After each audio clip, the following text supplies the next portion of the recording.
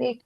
We are live on all platforms, LinkedIn and YouTube as well. So please introduce yourself. It will be great if you can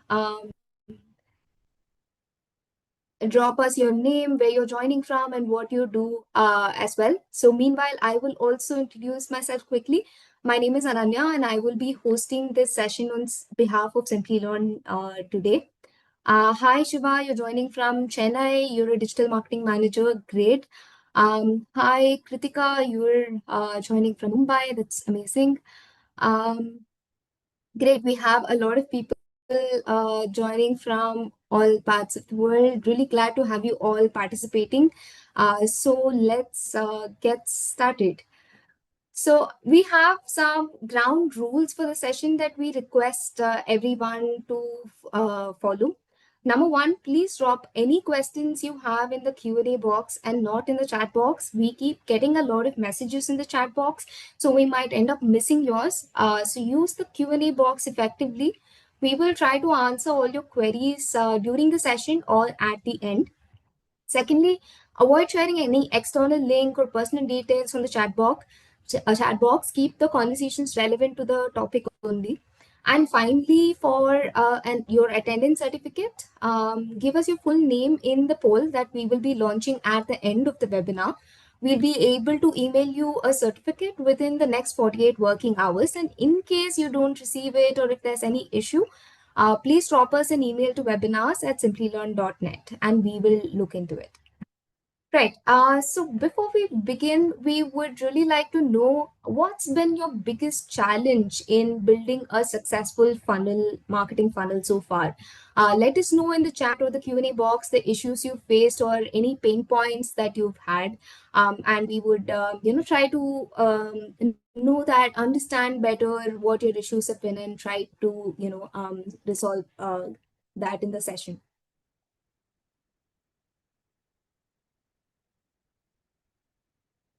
Great. We have some answers coming in the Q&A box as well. Some of you are just starting to plan campaigns. You're new to the whole idea of building a funnel. So great. Like this is going to be a very comprehensive session for you. One answer is about not having a big enough top funnel. Yes, that is a big challenge. And okay, one response is about high drop-offs that happen right before the conversion stage. And yes, Shiva says that maintaining continuity through the funnels has been a challenge, which is true. So it goes without saying that building a successful marketing funnel comes with a lot of challenges. And that is exactly why we have this session for you. We're going to start by understanding the basics of a marketing funnel and the importance of being a full stack marketer. We'll also take you through a detailed step-by-step process of building a high-performing marketing funnel and also recommend how you can use AI tools and Gen AI to improve your conversions. In the end, we will also introduce our digital marketing program that we have in collaboration with the Meta. Overall, it's going to be a super informative session, so do stay tuned. And before I hand it over to our expert, allow me a couple of minutes to quickly introduce Simplilearn to those of you who might not be aware.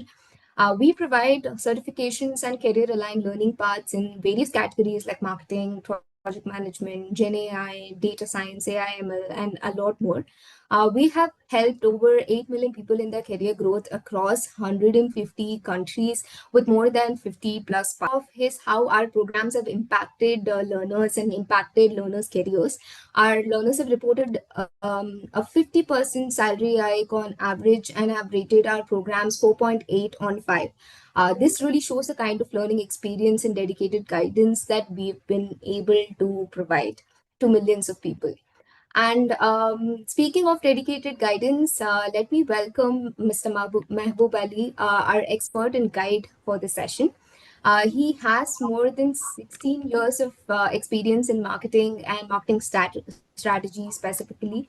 He has led multiple brand launches and media initiatives for the APAC region for MNCs. He also teaches digital marketing as a visiting faculty and is one of our very own Simplilearn instructors. Mr. Ali, it's a pleasure to have you with us. It will be great if you can add on to that introduction and say your hi to the participants as well. Hello, Ananya. Very good evening, and a very good evening to everyone for joining this session.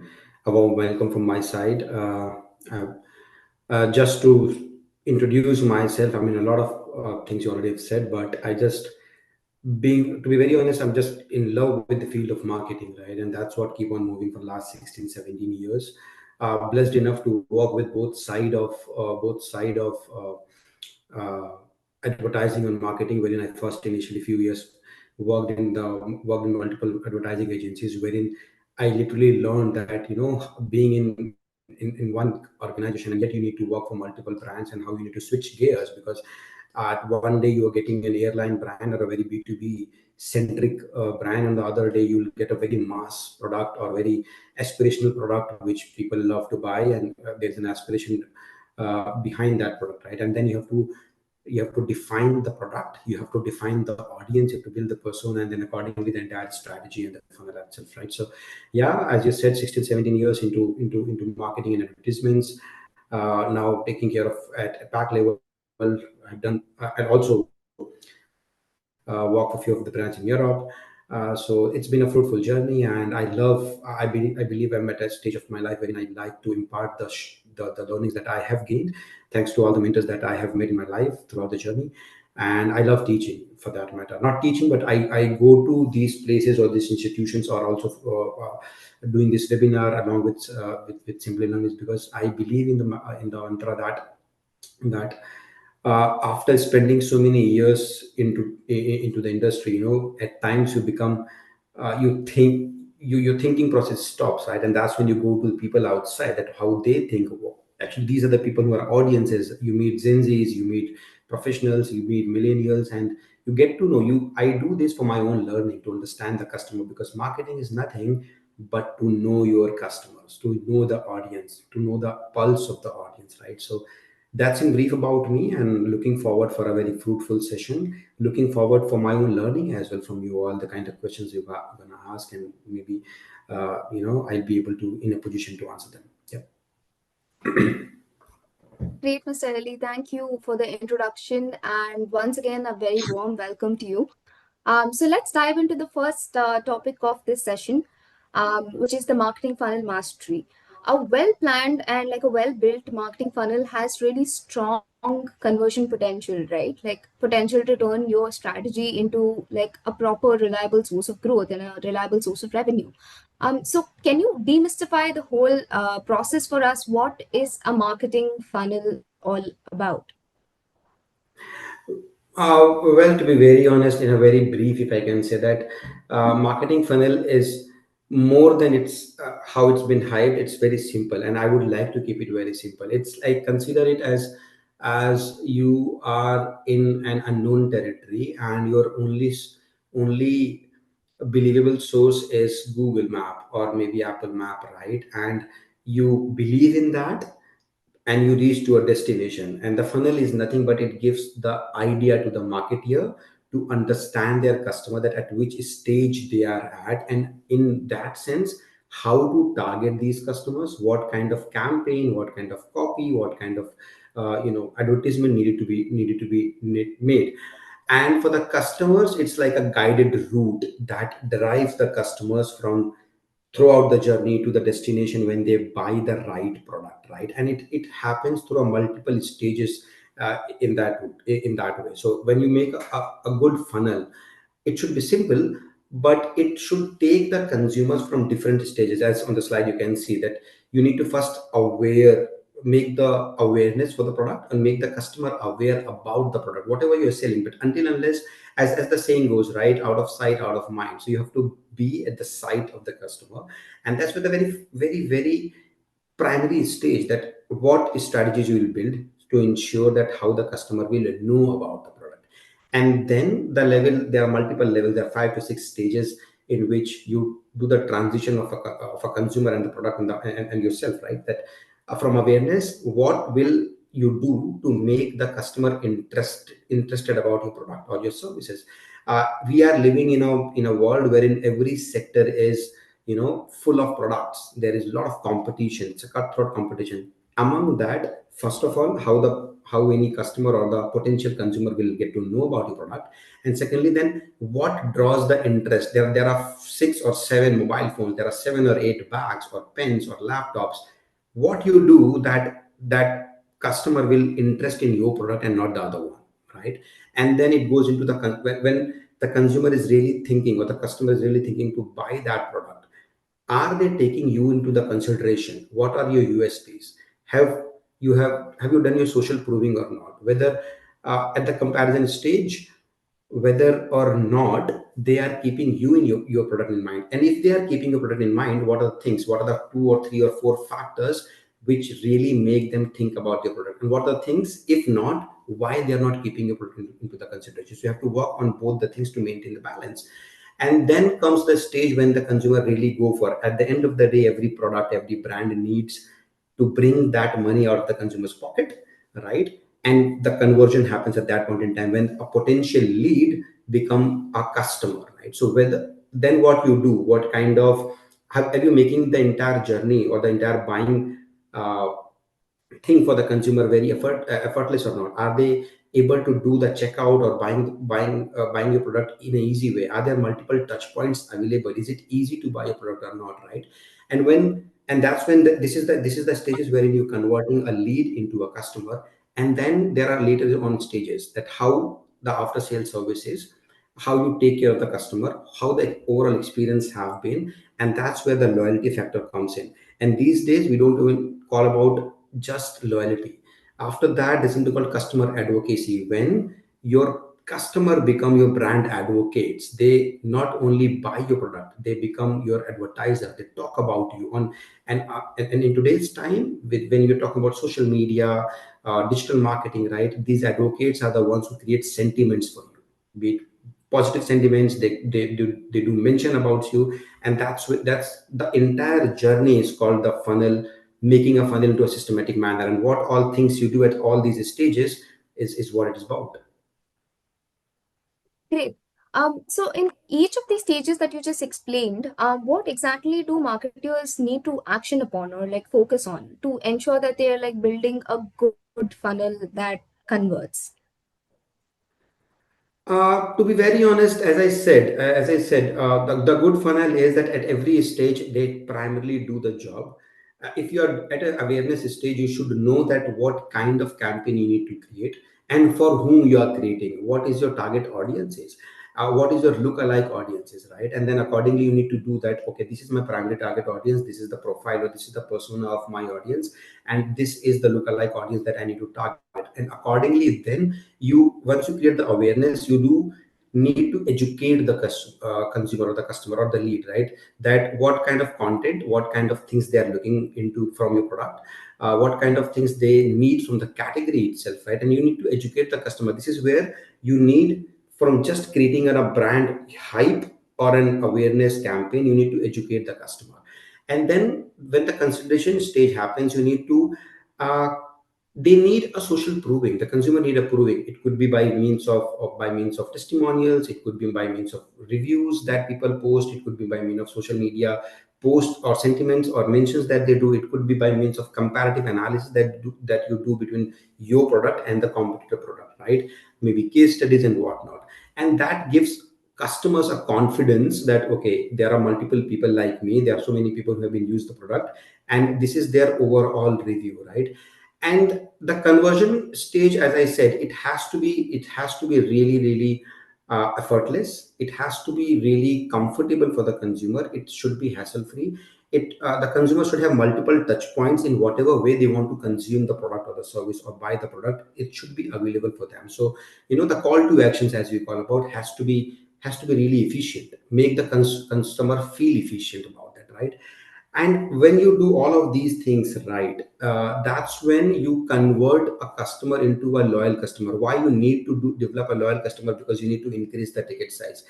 You cannot just be keep on running a campaign to add more and more customers, because your CAC will increase. So you need all of these loyal customers as well, because that's where the ticket size increase, that's where the repeat purchase will happen, right?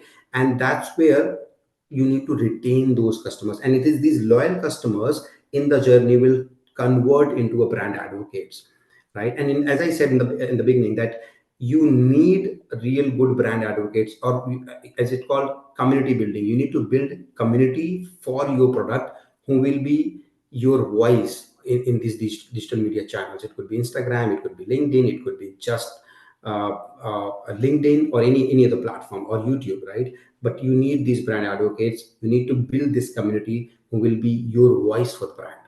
Yeah. Great. Thank you for explaining that, Mr. Ali.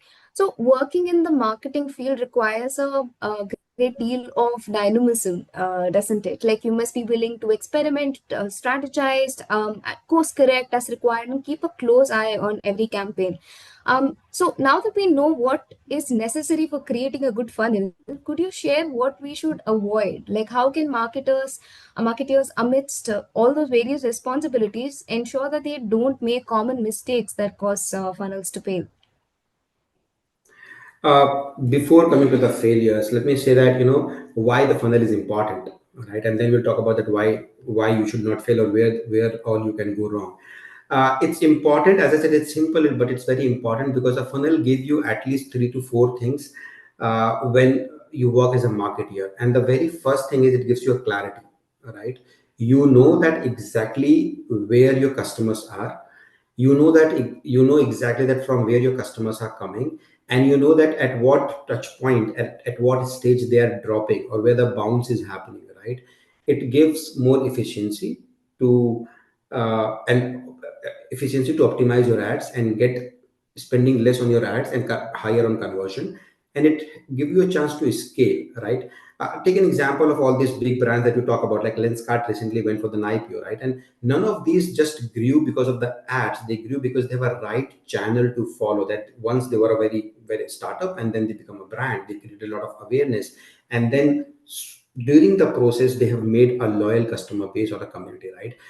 So when you know this funnel, uh, where do the marketer may fail, or what are the reasons behind the fail, is the first thing is, you choose the wrong audience, right? At the very beginning, you need to do the targeting. There should be a right balance in the match between what you are selling, whom you are selling, and where you are selling, right? And where these audiences are available. So if you are not able to figure it out, that who's your target audience, and many times you might have seen these shows, Shark Tank and Elevator Pitch and Enter the Dragon's Den, the first thing they are asked is that who is your primary audience. And most of the brands or the startups don't even know that whom they really need to pitch their product, right? They're just selling it to everyone and anybody. So you need to pick your audience, right? Stick with that audience and test that whether this audience is right or not. And there's a two ways to do that. One is your primary audience, one is your lookalike audience. And then when you have figured that out, you need to figure out that what kind of messaging, what kind of tone, what kind of product you have, what kind of messaging you want to create, and what kind of tonality or the messaging, the type of audience you're pitching, prefer that, right? Like, for example, if you're selling something to the millennials, and if you're selling something to the Gen Zs, and if you're selling something to the boomer, you can't have the same tone or the same messaging, right? Because we understand our language. The languages of these three different generations are different. Their ability to consume the content is different, right? And I believe these are the two primary stages. And after that, of course, where what are the touch points where you landing your customer, whether it's a microsite or the website, right? Is it user friendly or not? How the overall experience you are giving to the consumer, are there any mismatch to what you have advertised to whatever level you are at as a product, right? Be it you're getting an awareness campaign, or you're getting a lead based campaign, or whatever. But what you're promising, can if the customer is getting the same on the landing page or not, is there a mismatch? And that's the biggest blunder that you could do. First, you have chosen the wrong audience, and then you are not able to provide what you have advertised, right? And that's where largely the consumer fails, or the marketer fails to streamline this entire funnel. And lastly, if at all, let's suppose something goes wrong, you need to build your trust, and the trust happens when you just channelize all these things into the process. And if that fails, right? If the trust fails, in any industry, if a consumer move out from you because of lack of trust, it's really really tough to get those customers back, because a negative customer can affect 100 more, right? And in these days it's even more efficiently done, even more, it can spread like a like fire in the jungle, like, because the excess of Twitter, because of excess of YouTube or LinkedIn, Instagram, and the bad voices spread faster, right? So you need to measure all of these things, and at the very end, you need to think of scaling your product, or scaling to the, you can scale multiple ways that we're going to talk about, right? Most of the brands, or the most of the marketers try to scale whenever they get a initial seeding or initial leads. They try to scale then and there. At times they do the scaling too early. There's a time when you have fixed all of these things, and then you need to go that which way you need to scale and how to scale that, and there's a proper time for that, right? So these are the ways. So, and if you're failing at a multiple stages, you need to check that. Let's suppose if your CTR is low, then the problem is with your creative messaging, right? It may be not your landing page. If the landing page conversion is low, then you have to fix your UX problem. If the checkout drop is high, then maybe your price point is not right. Maybe you're not selling the goods at the right price point, or maybe there's a lack of trust among the consumer, right? So you have to check at different stages that because of what reason my funnel is not delivering, or my entire marketing campaign or is not able to deliver the things that I need to. So I believe these are the few very uh, basic reasons why marketers fail to build a good funnel, and we can go about that. I mean, we can talk about that for hours, but we have a time constraint, and these are the very few quick things that I can think of. Yeah. Okay, great. I think now it's time for the main walkthrough segment of a session. Our expert will be guiding us through the intricacies of creating a funnel that converts step by step in as detailed, manner as possible. So, Mr. Ali, over to you. The stage is yours. Okay, thank you, Ananya. Uh, well, let's take this entire funnel building with an example, right? And I would like the audience also to participate in that and also share their inputs. If I ask something, please share your inputs, and if you have any questions, do share that, right? I believe the basic premise on which you can build the funnel right, or you can start at least in the right direction, is let's start with the step zero, as it says. And in advertising, and as I said, I worked in advertising. It's a great saying that, that as the brief is, as the campaign will be, right? And many a times what happen is that as an agency, you go to pitch for a customer, we go for a pitch to the client or the customer, and they give one line brief saying, we I need to do a viral campaign. Now, virality is not a strategy; it's a lottery, right? Not everything can be viral. If it becomes really viral out of 100 campaigns that you have done, it's a lottery that you have won. It's not. It can't be a strategy. So when you develop a funnel, the primary thing is you need to have a good brief. Now, what are the things that comprise this is in the brief, right? First question you need to ask, or if you're not working on your own brand, if you are a freelancer, or if you're working for an agency and you're going for a pitch, you need to ask what exactly you are selling. And when I'm saying what exactly you are selling, doesn't mean the product itself. It doesn't mean the pen or the glass or the mouse or the laptop that you're selling. Are you selling the product? Are you selling the aspiration behind the product? Right? The selling happens in a multiple ways. Or are you selling a particular USP? For example, uh, Vivo and Apple both sell phones, mobile phones, right? One sell the phone, the other brand sell the aspiration. Apple doesn't sell mobile phones; they sell aspiration, right? So you need to ask this question clearly, whether it's the product and just the product, and then we can talk about the USP and whatever, or you have a bigger aim. What you are selling? What is the primary product or the primary thing that you want to sell to the consumer's mind? That's one. And when you have defined that, then you have to define to whom you're selling, right? Now, again, take an example of the same products that I've said, Apple or a Vivo phone or a Oppo phone, right? Now, the audience is same but not same. There's one audience who need a phone to just commute or just to communicate, use WhatsApp. There's another audience who can do the same thing with Apple phone, but their mindset is different. Why there's a queue behind the Apple stores, right? Because they are buying for some other purpose. They need to be something in the society, right? So you need to define whether it's in this generation and their what their interest, what their behavior patterns are, right? And the third question at the brief level, you need to ask that what problem does it solve? When I'm saying what problem, the product or the service, what does it solve for the audience, right? Take an example from, let's say, you know, there is a fitness group and it sells 30 days fitness challenge. So what they are selling, it's not just selling the challenge, they're selling an aspiration to the audience that are you able, it's a challenge, are you able to take this challenge, right? Can you do that or not? Then once you define that, okay, this is what you need to sell, you need to define which type of audience would likely be able to take this challenge. If then you have to define that, okay, they are the professionals who go to office, work from 9 to 5, hardly have time to give to themselves, right? Working people between the age of 25 to 40, 45, right? So you have defined the target audience, male, female, everything into that. And then the problem is no time to exercise, low on energy, they are already frustrated with their work, they need to have their me time, maybe this is the thing that they wanted. And then last but not the least is they need to define the goal, right? That what exactly the objective has to be very clear. And I say that I couldn't emphasize more on that every campaign that you need to, it starts with the objective, that what you want to achieve out of this.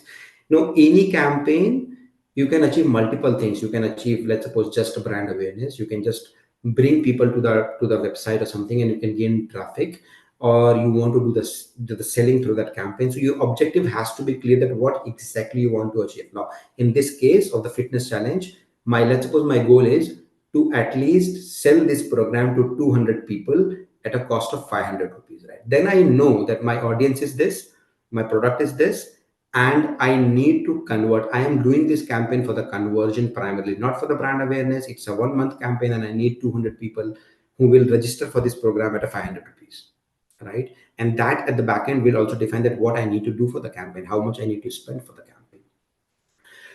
Coming to the step one, targeting, as it's on the slide, right? I believe before the targeting, you start defining the campaign. You need to define the audience. As I said, you need to create audience hypothesis. Right now, if I'll ask the audience for the category that I've chosen, a 30 days challenge, a fitness challenge that I need to throw for to the audience, right? What, according to you, would be the audience hypothesis? If I'll tell you that create two or three hypotheses, right? Or say the buyer's persona, what are the factors that you look into? If anybody would like to comment on that or write something in the text, in the chat window. And if anybody is giving any input. Yes, I'm keeping a track of it. Yeah, okay, right. If not, then I'll start, of course, because we have to continue the show. See, the audience targeting means you need to create the audience hypothesis. Which means, let's suppose I need to, for this program, I need to create an hypothesis. The first thing I'll think about is uh, whom to target, and I have to do my research. I need to do my social media analysis and everything else. First thing is people following fitness creators. So the primary hypothesis is that these are the primary target audience, will be easy to convert, because remember, at the step zero, my objective is to convert 200 customers. Now, who will likely be the fast converting audience? Those who are following fitness creators, which means they already have awareness and interest and aspiration as well to be fit, right? So I'm already covering these three steps together in this targeting itself. So people following fitness creators, right? Then I need to do my keyword research. I need to go to the multiple platforms, SEMrush, Google Ad Planner, and check that what is the volume and from which geography and what kind type of people are searching for, let's say, keyword like belly fat workout, right? Now, so I have covered my social media who are looking for fitness creators. I have covered my search engine who are looking for these kind of keywords, right? Then let's go to the e-commerce websites, and let's suppose I have the e-commerce access. I have a Shopify platform, or I have the data. I have bought the data, or I have the access to those things. Then, or from multiple websites, I have the data. Look for audience who have recently bought yoga mat, dumbbells, skipping rope, right? So now you will see these all the three audience hypotheses that I've created. They are all different but same category. One is following fitness creators, one is looking for a keyword for belly fat workout, one are already in the process to buying some goods but not able to do that, right? Then what could be the fourth? Let's suppose look for a video content. What kind of people, or what are the people, or from which regions, or from what kind of gender, what age group? People are looking for content like, health content on YouTube, or healthy diet content on YouTube, right? Right. And then if I have a past, these are the primary data that you can track. If I have the past data, if I've done a campaign in the beginning or earlier, then look for past people in the past who have participated in these kind of challenges, right? And that is when you have a five different set of audience, right, falling into the same category, looking for the similar kind of product, and they'll be easy to convert or easy to target, right? And that when you need to create the awareness and the interest and all those things, kind of a campaign for these audience, because it's very easy to tap them. And instead of just doing a campaign and everybody and anybody can look to this campaign and the conversion remains zero, right? So that's when the targeting, that's how you need to target. You need to create the hypothesis that whom will be the right fit for my product, for the aspiration, or for the product that I'm selling. Yeah. Then comes the targeting strategy, or largely, or in an easy way, we can see the messaging, right? And you can do that one way, that you can make it very generic. Remember that we have created five different type of audiences right now for one product category, right, from multiple channels. Now what you need to do is, for all these type of audience, you need to create core offers to test.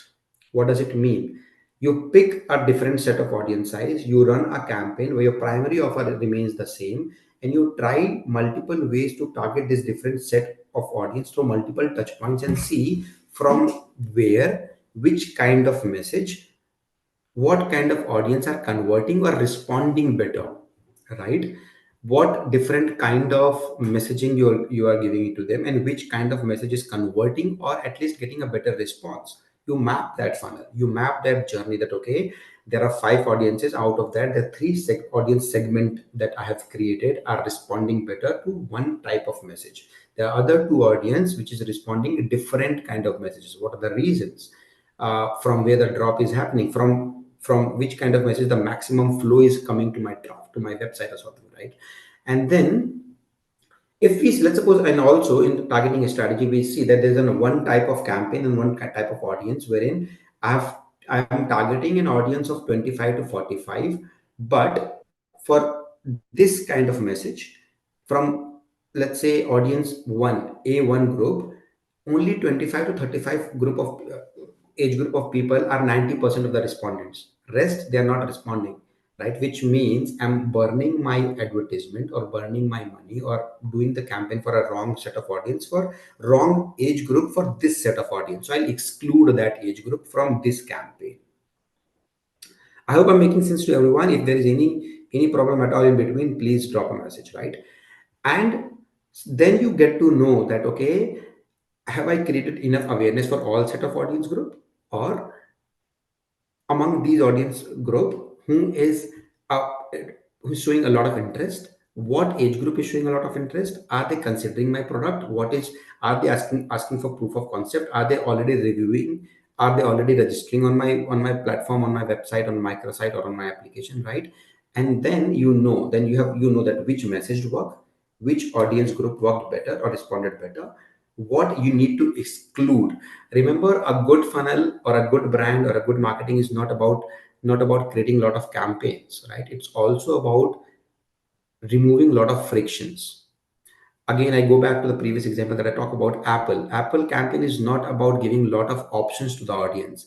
Their half the marketing campaign is to remove the decision making from their process. Customers like to make it easy and nice. They need less options, easy decision making. The more that decision making will be complex, right? You're creating problem for your product, right? So Apple is a classic case. There's very few products, and their campaign is about shot on iPhone. They remove the decision making from the audiences, and they give them the ease, right? So when you give them the ease of right message, right audience, which age group is responding, how they are responding, and then you need to measure that what is your acquisition cost, from which category, from which platform delivered better, which age group delivered better, at what cost I can acquire these customers, right? And that is when you are moving in the right direction, because you have everything right now: right audience, right budget, right cost, right acquisition cost, and the right targeting messaging, right?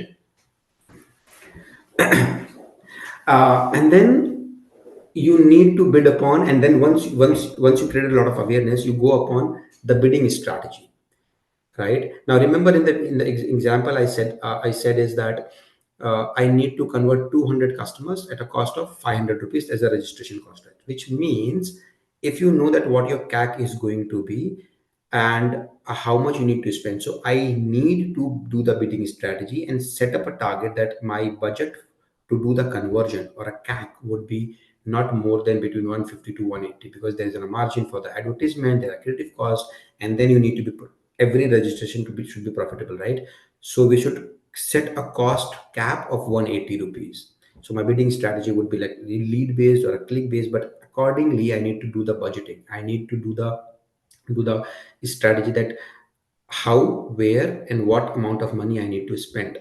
And then comes your creative and ad formats, right? So uh, when you move ahead from the further targeting to these audiences, so whether you need to do a mix of a campaign, or let's suppose uh, you need to do a video text carousel kind of a campaign, and you need to, in your messaging, uh, you need to remember that audience doesn't have a lot of time, so your messaging should be what audience can see in 2 seconds or 3 seconds at max, right? That's the time you have. Beyond 3 seconds, you might have seen on YouTube, right? You can skip the ad after 3 seconds, right? And that's the time exactly you have to deliver the message. So what are the things that you can look into the messaging or the creative that you're creating? Remember, in marketing, there are few factors that sells: pain, desire, and proof. There are only three factors that customer can associate with, and you can sell. Your product comes much later. What you selling with the product, what emotion you're selling with the product matters the most. So let's suppose, for the example, if you're selling pain, and the pain sells faster than happiness, always remember that, right? As sadness sells, fear sells. So let's suppose, if for this 30 days challenge, my campaign should be: too tired after work, try 10-minute daily workout. Right? That's a pain. I'm tired and I couldn't even give 10 minutes to for my daily health, right? If it's a desire, right? Everybody in humans are aspirational. Whatever I have, I need to have more than what I have, and that's basic human science works. You need to bring that science into your messaging, in your creative ads. So your desire should be uh, lose 2 to 3 kgs in 30 days without even going to the gym. Right now, that's everyone's desire, that I should lose 2 3 kgs sleeping, not going to the gym, without hitting the gym, right? And last comes is, humans by nature, human being or homo sapiens by nature, believe in proof of concept. We build on trust. We have achieved whatever we achieve based on the storytelling, and the proof of concept is when your last line of messaging, or the third layer of campaign, or the messaging, or the creative would be 7,000 plus professionals already transformed, right? And the moment you say that, and you are giving a proof of concept, maybe some testimonials, some images, some normal people images, right? And that's how it is. So this is the message. You need to define the messaging, and then you need to define that whether what this entire storytelling that you have defined, based on pain, based on desire, based on proof, which creative type will be able to bring that emotion out, whether it will be real for the attention. Remember, now going back to the stage one, awareness, interest, consideration, conversion, loyalty, and then advocacy, right? So whether that you can, what you can do is you can create reels on social media for attention, right? You can have user generated content from the past track or the past history for trust. You can do for the proof, you can have before and after kind of thing on a LinkedIn or a carousel kind of a post, before and after. You can also do the carousel kind of post for benefits, and then you can have stories, customer stories, or your own stories for the urgency. Remember, it's a 30-day challenge, and that's when there is a concept called FOMO, fear of missing out, right? And that sells today. So if your audience is millennials or Gen Z, this is the right audience where you can sell FOMO. So that there should be an urgency in your storytelling, right? So then remember, for attention, it could be reels. For trust, it could be user generated content.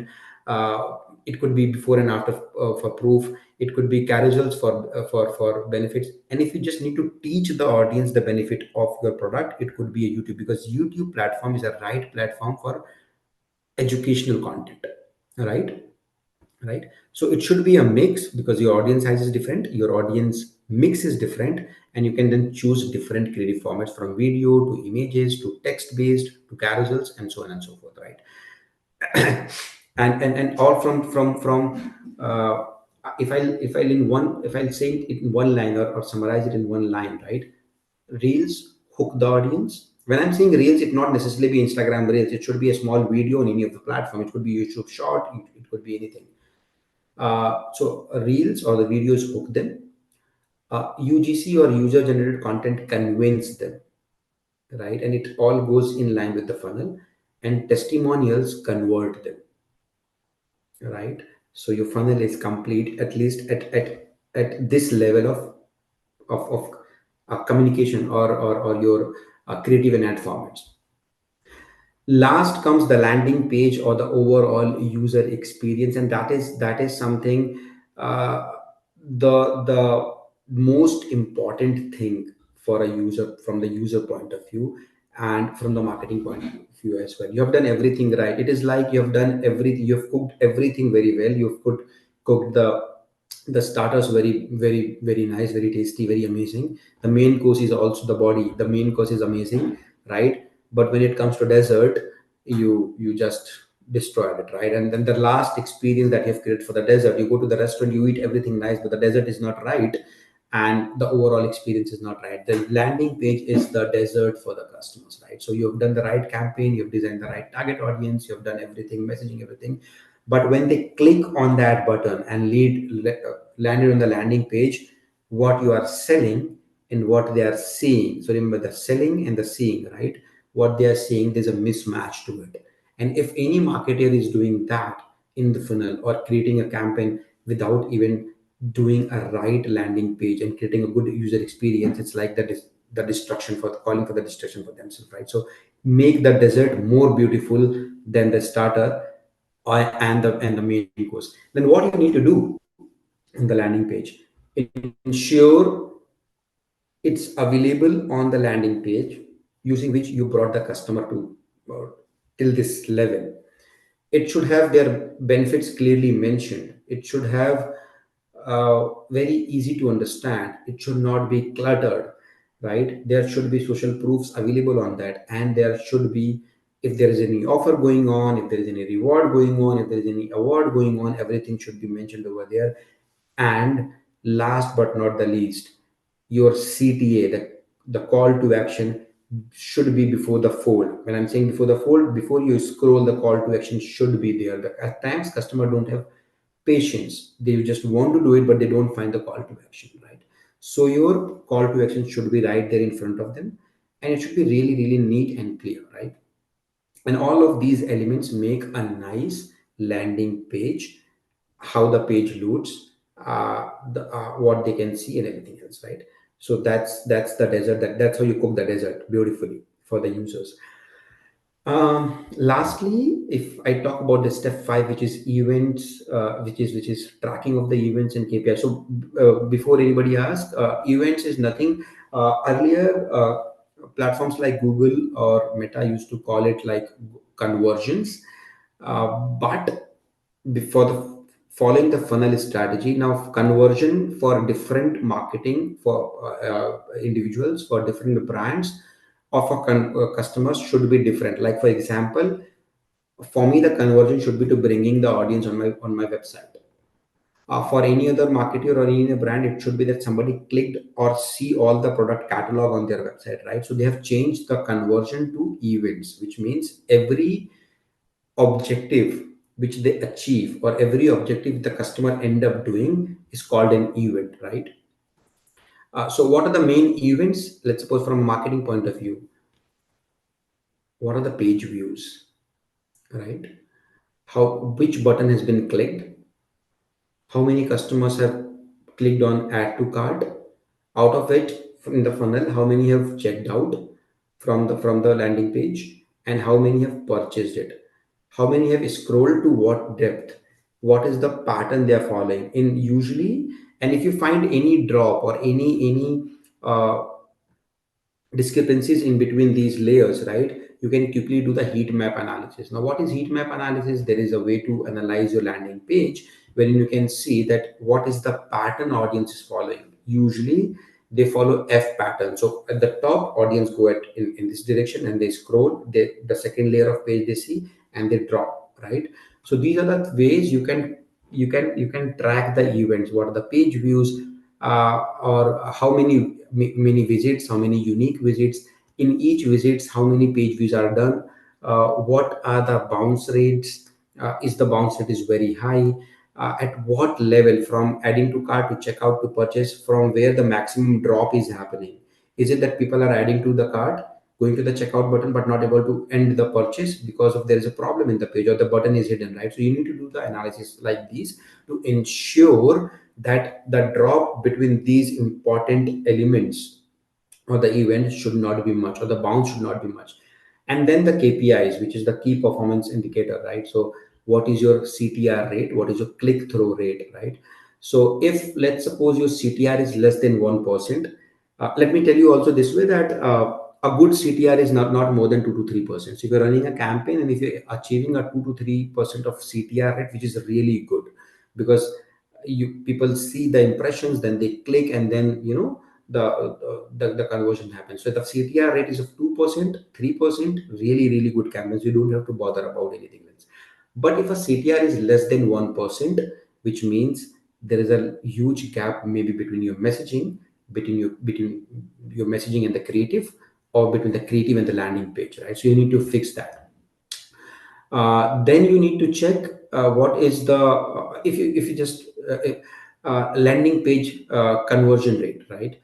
Which means when people totally exactly land on the landing page and they want to buy the product, what is the drop from there? If it's less than 20%, it's fine, right? But if it is more than 20%, 25%, or 30%, then there is something missing from the messaging, from the advertisement that you have done, and the real thing that you are showcasing on the landing page. There must be some gaps. You need to fix the landing page. Then there's something called CAC, which is your customer acquisition cost. At what cost you are acquiring the customer? What is your ROAS, which is your return on ad spend, and your so if your checkout drop is more than 30%, you need the sign is simple in the funnel. The sign is simple that there is an issue with the pricing or with the trust. So you need to fix on that. Yeah.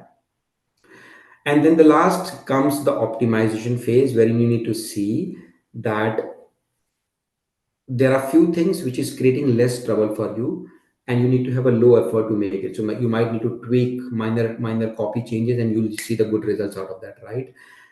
If you need to see that there is more effort needed to be made, maybe there is secondary level of social proving needed to be done, right? Or there is a testimonial needed to be added, right? Then you need to do that. Or you need to see that, okay, these are the elements which is maybe not of a very, which is of a low impact, but may need a lot of changes, because of which the drop is happening, right? So you need to change that. And accordingly, so you can see this matrix of where the low impact, low effort, low impact, medium effort, low impact, high effort, right? So what is medium impact? Wherein you need to change the entire bidding strategy. Maybe you have started with a wrong bidding strategy. You are doing a CPM based campaign, which is cost per impression, wherein you need to do, or you're doing a cost per click based of a campaign, wherein there is no awareness about the product. So you need to go back, you need to change. First, you need to create an awareness, and you need to do a impression based campaign, right? You need to refine your audience, as I said, that which age group, where the drop, you need to refine and fine tune your audience itself. You need to test the channel that you have chosen, whether it's LinkedIn ads or the Instagram ads, where the drop is happening, right? And then accordingly, you need to tweak all of these things and align the funnel again. uh, and there are a few things, like maybe you just started from the objective stage itself on the wrong foot, that your objective itself is wrong at a step zero, the brief itself was wrong, right? And then in that case, there's a total mismatch between what you are selling, the audience you figured it out, and what message you are doing, and where they are landing. In that case, you need overall changes at each level, from the objective to the audience to the campaign to the messaging to the landing page itself, right? So you need to check. And in digital marketing, it's very very easy to check the drop at what stage, from where, and how it is happening. You just need to run a few analysis, and you need to figure it out, right? And then if you find that overall changes need to be done, you can go back, remember the entire campaign, remember the entire audience, your objective, and get it done, right? And that's how you need to optimize the campaign. uh yeah. Yes, fantastic, Mr. Ali. I think this was a very, very thorough walkthrough. Thank you so much for such detailed insights, as well as like interesting case studies that you kept sharing. And then In I just want to I just want to add one more thing, like, after the yes, optimization, usually people, as I said in the beginning, because I'm touching this point because I've used the term called scaling, right? And many of the startups or many of the companies start to scale very fast, right? You need to give time. You optimize the campaign, see the initial results happening. I know optimization happens at a creative level, as I said, creative level, landing page optimization, and the audience optimization itself. You need to optimize the audience itself, right? Once all of those things are done, you need to scale. Now, scaling happens also at three levels. What are those? First is called the vertical scaling, right? Now, what is vertical scaling? When you see your campaign is going right, and it's really hitting good, accepted well with the audience, and this is the time you need to scale yourself vertically. So vertically scaling means you need to increase your budget, because your ads are doing really good, it's reaching to the right set of audience, and this is the time when you increase your budget and go for the ambush and get the maximum output from your campaign from among the audience, right? The second is called horizontal scaling, wherein you see that, okay, this audience is totally doing well, I'm able to convert better, my ad is doing good, and this is the time you need to add more audience, because your audience size is at a saturation point. So you do the horizontal scaling, wherein you add new creatives for the new set of audience, right? And that's how every brand scale. You keep on adding new set of audience, or the lookalike or alike audience. And the last is called offer scaling, right? When you see that both your vertical scaling and the horizontal scaling is at a saturation point, you add offers to your campaign and upsell and bundle selling, start doing bundle selling. And that's why you see, like, for example, Lenscard, when they do both of the scaling for any particular campaign, vertical scaling, horizontal scaling done, at the last stage they say buy one get one free, or if you buy this two specs, your eye test will be done, right? That's where you do offer scaling. It's called upsells or the bundle selling, right? And that's how the scaling comes at the end, and you need to define whether you need to do at this stage vertical scaling, horizontal scaling, or the offer scaling, right?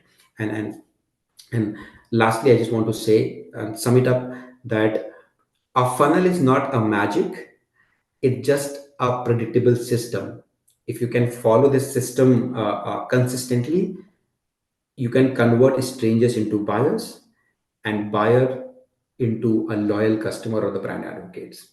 It's a very simple thing, but very very important thing when it comes to marketing, because it defines the roadmap for the marketeers, and it's good to follow that. That's it. yes, thank you, Mr. Ali. That was very well rounded up. And we have a couple of questions that have come our way. I've been moderating the Q&A box. So let's take up one now. So when managing multiple campaigns or multi-channel campaigns, how can we set up attributions accurately? Is one question. See, as I said, every channel has a personality, right? If you're doing a multiple campaign onto multiple channels, now, for example, let me say it that way, that Instagram personality is different than the X personality, right? And the audience is also different.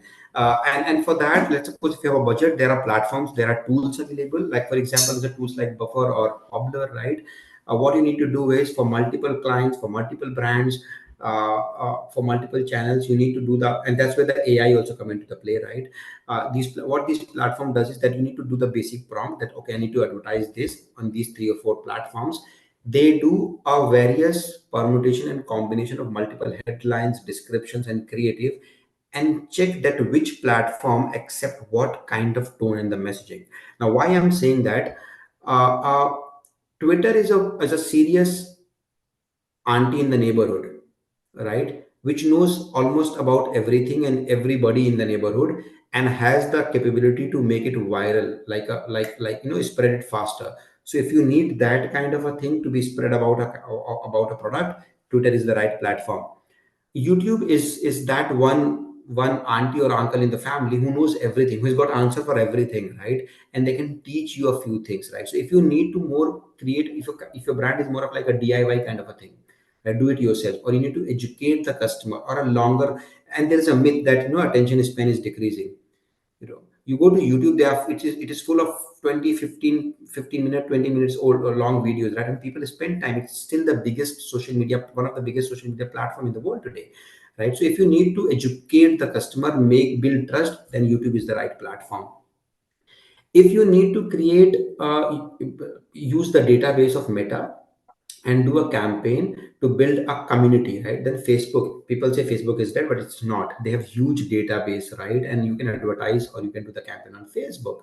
If you just need to target Gen Zs or maybe a bit of millennials and create this so-called virality factor, and just need to create a quick impression and quick awareness, then Instagram is the platform. Unfortunately, TikTok is so till until now banned in India, but TikTok and Instagram more or less on the same category, but TikTok algorithm is much better, right? So TikTok is this one friendly neighborhood guy who throw challenges too. So if you want to challenge the customers to do this, right? You remember that there's so many ice bucket challenge, kiki challenge, and whatnot on the in the TikTok early days, right? So TikTok is that platform where you need to instigate the audience to do something for them and create a lot of user generated content. Then TikTok is the platform, right?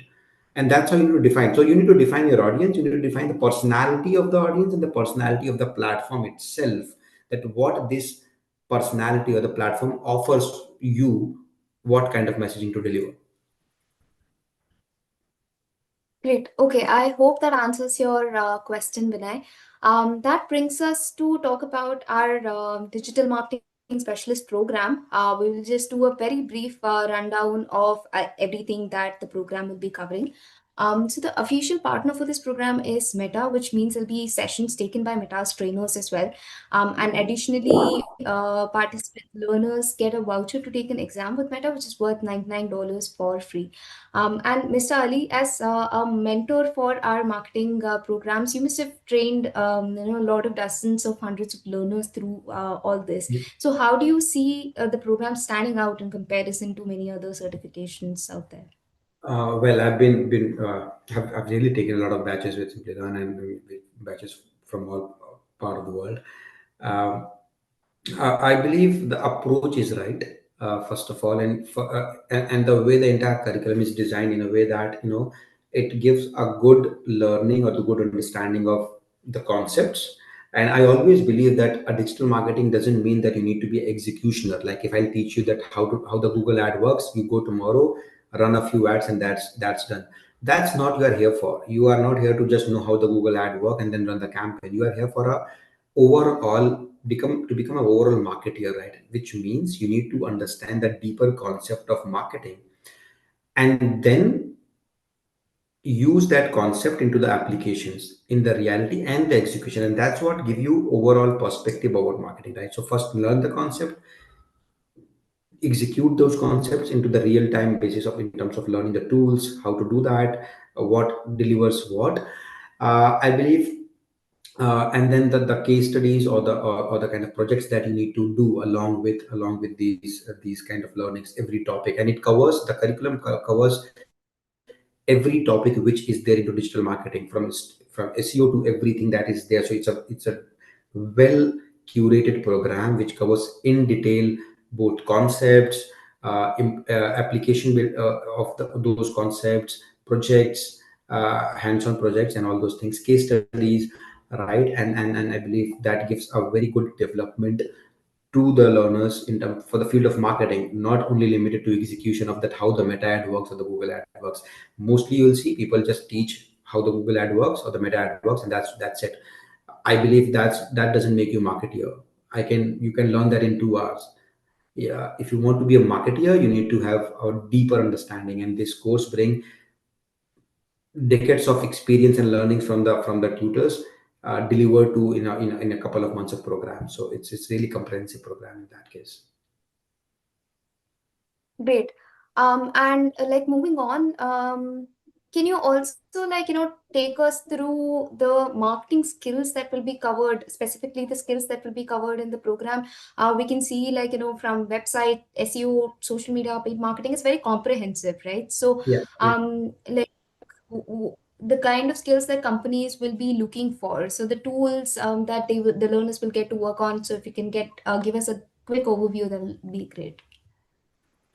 See, the tools you have mentioned on the screen, it's there for them to see, of course, and all of these tools, I can explain all of these tools, what it does. All of those tools will be explained during the course, what it does, how to achieve, some of these are plugins, some of these are to check the domain authority, these are to just exactly running the campaign, some of these tools are there for keyword analysis, right? So all the topics that is mentioned also you can learn.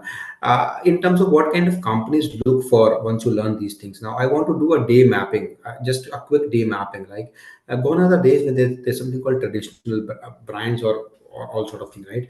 Now, if you just take a day of your life, just one day of your life, right? From the morning you start your day till in the night you go to sleep, right? And just think of what kind of products and the brands you use. You get up in the morning, right? You want to commute from point A to point B, you use your mobile phone, book a ride from Uber or Ola or something like that, some Rapido or whatever, right? On the way, you're listening music either to on YouTube Music or on Spotify, or watching content on Netflix or on YouTube, right? You attending your meetings using some of the applications.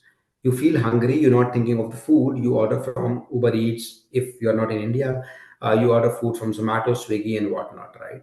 You're going back, you use an application to book your tickets or something like that. Again, Uber or sort of thing. And whatever you do, Netflix to Prime. What I'm trying to say is all these brands are a digital made, right? Right. So you order something you want in the morning. You want a shaving razor or something like that in a very quick fashion. You use Blinkit, Zepto, and whatnot, Instamart or something like that. Point being, the traditional brands that were there are there, but your life is covered by these brands, which is so much deeply into your life.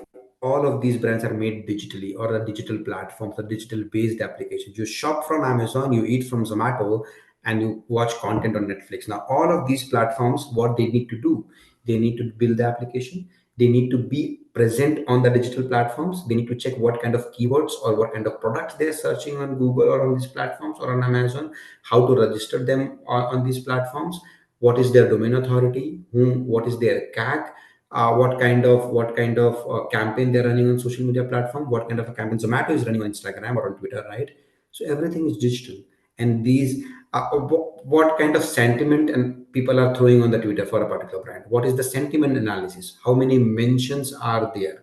If not the marketing part, there are platforms like Sprinkler, there are platforms like Accenture, there are platforms like Zoho, there are platforms like Pablo, Hootsuite, right? Wherein you design the campaign, you run the sentiment analysis, you do the analysis for these brands, right? That because digitally how the presence is. So from marketing to creating campaigns to the analysis to the consumption, everything is happening digitally, right?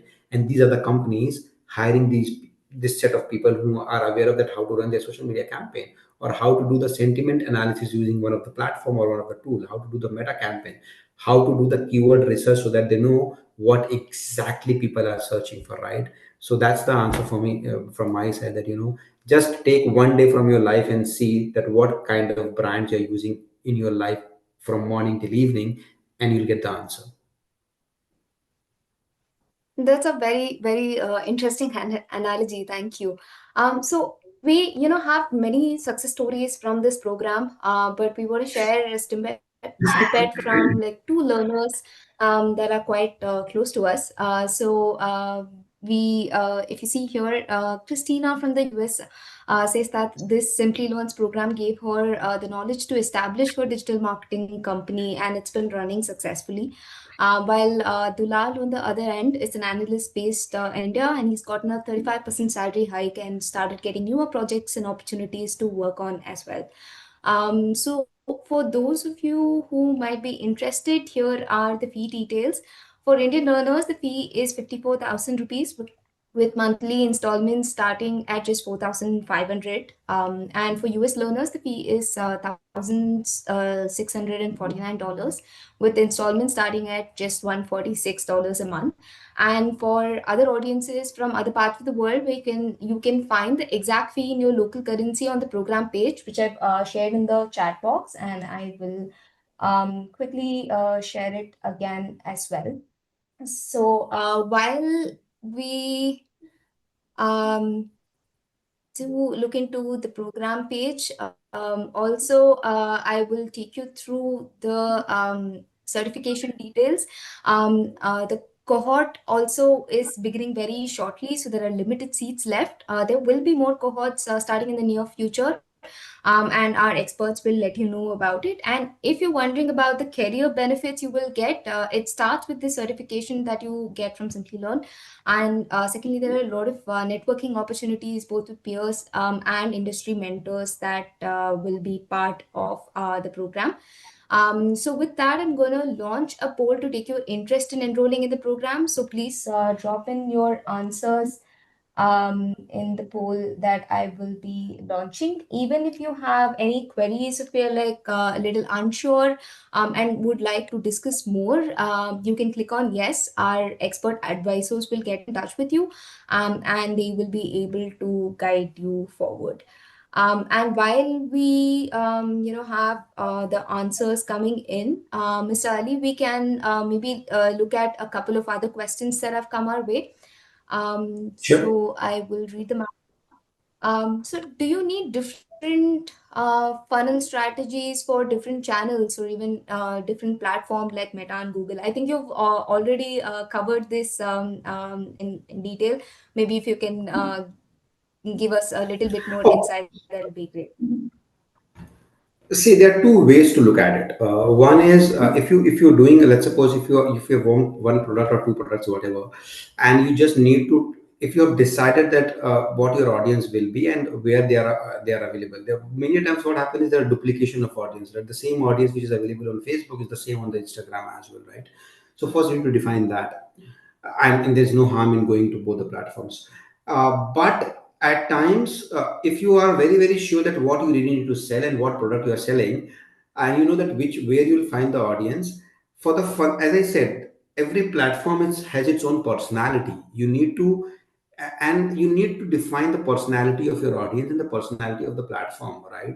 What can sell on TikTok may not be able to sell on YouTube, or what you can communicate to on LinkedIn as a platform is very different than it could be from Instagram, right? So understand what you're selling, as I said earlier as well. Understand the aspiration that you're selling, or the product that you're selling, the USP that you're selling, whom you're selling to, and what is the right match between the personality of your audience and the personality of the platform, and then accordingly make the platform. So there are times, yes, for a different platform you need to make the funnel, because let's suppose on LinkedIn, there are multiple set of audience, right? And there are all kind of audience, but in that, what kind of you need to target. And what happens, the beauty of this platform is that many a times the funnel is right there on this platform. All you need to do is you need to be clear in your head, and you need to, every step that you design the campaign, you need to filter it out, that okay, as I said, The beauty of creating a funnel is remove the frictions. The more clear you are, the more uh, easy you will make, the more friction you will remove, the easier will be the decision making for you and for the consumers. And the consumer need less options. Ford used to sell more cars when they were only selling black than they are selling now. Right now, consumer need more options, but it has to be balanced, right? When Steve Jobs joined, second time joined Apple, he removed most of the products that they were making. They were making calculators, they are making whatnot, right? And they said we need to sell only 4 or 5 products, right? So remove the frictions, and yeah, your funnel is the linear the funnel is, the better it will be for you. Okay, perfect. Thank you. Okay, we have gotten quite a lot of interest to enroll in the program, so I'm going to end the poll right now. And with that, we come towards the end of the session. We know many of you would have been eager to know about the attendance certificate. I'm now launching another poll where you can enter your full name. We will generate the certificate and share with you on email within the next 48 hours. Yes, please drop your full name in the poll, and we will be able to get back to you with the certificate. Meanwhile, Mr. Ali, let's take this last question.